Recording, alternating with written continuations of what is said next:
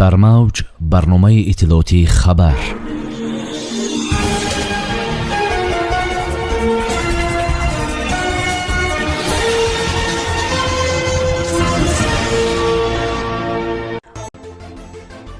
аз иқтисод то маорифу фарҳанг мулоқоти расулзода бо Аверчук. қарори ҳукумат муҳлати нави сабти номи симкортҳо эълон шуд. тоҷикистон туризми нав ба роҳ мемонад. қаллобӣ, сохтакорӣ ва гирифтани пора ҷиноятҳое ки мансабдорони сӯхт содир карданд. ба корманди агенти 50 000 сомоние пора доданд. сарвазири ҷумҳурии тоҷикистон бо муовини раиси ҳукумати русия ҳамкориҳо миёни ду кишвар дар тамоми бахшҳоро баррасӣ карданд. таҳти раёсати Қоҳир Расулзода сарвазири ҷумҳурии тоҷикистон ва Алексей Аверчук, муовини раиси ҳукумати Федератсияи Русия, ҷаласаи кории комиссияи байниҳукуматии Тоҷикистону Русия дар умури ҳамкории иқтисодӣ баргузор гардид. тавре манбаъ аз Вазорати меҳнат ва шуғли аҳолӣ ба Спутник Тоҷикистон иттилоъ дод, ҷаласаи мазкур ба таври маҷозӣ баргузор гардид. ба иттилои манбаъ дар ин ҷаласа ҳамкории тиҷоратию иқтисодӣ, бунёди корхонаҳои муштараки саноатӣ, ҷалби сармоя, энергетика, маблағгузорӣ, муҳоҷират, кишоварзӣ, илму маориф, фарҳанг ва дигар масъалаҳо мавриди таҳлилу баррасӣ қарор дода шуд. дар ин ҷаласа қайд гардид ки дар замони панҷшавии бемории сироити COVID-19 баҳри ҳифзи солимии аҳолӣ ва рушди соҳаи тандурустӣ байни Тоҷикистону Русия ҳамгирӯи нек ба роҳ монда шуда, ба хотири рушди соҳаҳои иқтисодию иҷтимоиёти ҳарду ҷониб чораҳои таъхирнопазир андешида шуд. дар доираи сиёсати муваффақу бобарори сарони ҳарду давлатӣ бо ҳамдӯст ва заминаи ҳуқуқии шартномаву созишномаҳои мавҷуда татбиқи нақшаву стратегияҳо ба хотири боз ҳам рушд бахшидани ҳамкорӣ дар соҳаҳои мавриди таваҷҷӯҳ зарур шуморида шуд, илова кардааст манбаъ. муҳлати ба қайдгирии симкортҳо бо шиносномаҳои намунаи ҷадид то 15 феврали соли 2023 тамдид карда шуд.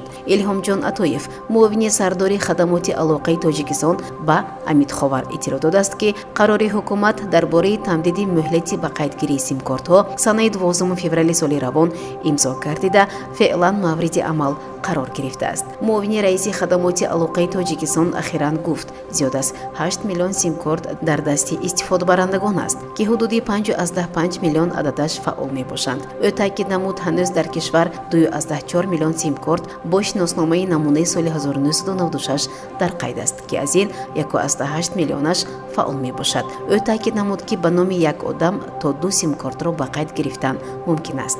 ба гуфтаи Атоев, агар симкорт бо истифодаи шиносномаи нави намунаи соли 2014 ба қайд гирифта шавад, сабти имеи коди таҷҳизоти соҳиби симкорт автоматӣ сурат мегирад. ноиби раиси хадамоти алоқа гуфт, сабти номи симкортҳо марҳилаи якуми рушди технологияҳои иттилоотӣ мебошад. ӯ тавзеҳ дод ки баъди сабти симкорт таҷҳизоти мобилӣ аз ҷумла телефоне ки ба истифодаи он симкорт истифода мешавад, автоматӣ ба қайд гирифта мешавад. аз тариқи худкор эмеи коди таҷҳизот мушаххас мешавад. зарурат намеояд ки шаҳрвандон барои сабти эмеи кодҳо саргардон шаванд, илова намуд Атоев.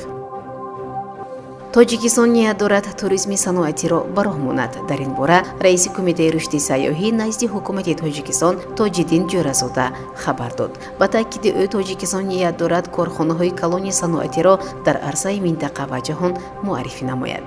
имрӯз дар ҷумҳурӣ 5 минтақаи озоди иқтисодӣ мавҷуд аст ки дар ин минтақаҳо корхонаҳои азими саноатӣ фаъолият мекунанд. боздиди сайёҳони хориҷӣ аз ин минтақаҳо ба манфиати кор аст, зеро ба иқтисодиёт фоидаи зиёд оварда мешавад, гуфт Ҷӯразода. ба гуфти ӯ, ин навъи сайёҳии саноатӣ ба иқтисоди кишвар фоидаи зиёд меорад. дар Тоҷикистон соҳаи сайёҳӣ ҳамасола аз ҳисоби бунёди роҳҳои нави замонавӣ, нақбҳо, беҳбуди инфрасохтори сайёҳӣ, осоишгоҳу истироҳатгоҳҳо барои сайёҳон дар манотиқи кишвар рушд мекунад. қобили зикр аст ки президенти ҷумҳурии Тоҷикистон муҳтарам Эмомалӣ Раҳмон солҳои 2022-2026ро давраи рушди саноат эълон карданд. сарвари давлат қайд карданд ки танҳо аз ҳисоби рушди соҳаи хидматрасонӣ аз ҷумла сайёҳӣ, бонкдорӣ, нақлиёт ва дигар соҳаҳо бояд то 200,000 ҷойи нави корӣ таъсис дода шавад. аваз шарафзода сардори раёсати агентии назорати давлатии молиявӣ ва мубориза бо коррупсия дар вилояти суғд дар нишасти матбуотӣ изҳор дошт ки соли гузашта чанд корманди идораҳои ҳукуматӣ даст ба ҷиноят заданд. Бино ба иттилои ӯ дар соли 2021 41 ҷиноят бо иштироки 32 корманди давлатӣ дар шаҳру навоҳии суғд ошкор карда шуд. Дар шаҳру ноҳияҳои Панҷакент 10 ҳолати ҷиноят нисбат ба 5 нафар, Деваштич 6 ҷиноят нисбат ба 5 нафар, шаҳри Хуҷанд 6 ҷиноят нисбати 4 нафар, Истарафшан 4 ҷиноят нисбати 4 нафар, Спитамен 4 ҷиноят нисбати 3 нафар, Зафаробод 3 ҷиноят нисбати 3 нафар, Масчо 3 ҷиноят нисбати 2 нафар, Бӯстон 2 ҷиноят нисбати 2 нафар, Ҷаббор Расулов 1 ҷиноят нисбати 2 нафар, Шаҳрисон ва Исфара 1 ҷинояти ошкор ва ба қайд гирифта шудааст, гуфт Шарафзода. Ин масъули оҷонсӣ қайд намуд, ки ин феҳраст раисони ҷамоатҳо 12 нафар, заминсозони ҷамоатҳо 4 нафар, муовини раиси ҷамоат, котиб ва нозири мизи ҳарбии ҷамоатҳо 1 нафарӣ, мудирони шӯъбаҳои мақомоти иҷроии ҳокимияти давлатӣ 4 нафар, директорон ва ноиби директорони сохторҳои тобеи мақомоти ҳокимияти давлатӣ 3 нафар, сармутахассисони соҳа 5 нафарро шомил мешавад.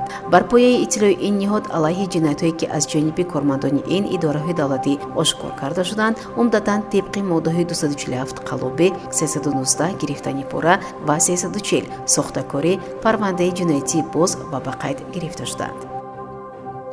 раёсати агентии мубориза бо коррупсия дар вилояти суғд мегӯяд, роҳбарони шабакаҳои барқи ҳавзаи Марғедар дар шаҳри Панҷакент 50 000 сомонӣ пора пешниҳод карданд, то алайҳашон парвандаи ҷиноӣ кушода нашавад. Ба иттилои манбаъ зимни санҷиши кори шабакаҳои барқи шаҳри Панҷакент муайян карда шуд, ки масъулини шабакаҳои барқи ҳавзаи Марғедар дар давоми фаслҳои тирамоҳ ва зимистони солҳои 2019-2021 дар ҳаҷми беш аз 480 киловатт-соат қувваи барқро ба самт ва мақсадҳои номаълум интиқол доданд. таъкид шудааст, ки сардори шабакаҳои барқии ҳавзаи Марғедар ва муовинаш аз ҳолати ошкор гардидани кирдори ғайриқонунияшон огоҳ шуда маслиҳат карданд, ки ба корманди агентии зидди коррупсия пора дар ҳаҷми 50 000 сомонӣ диҳанд.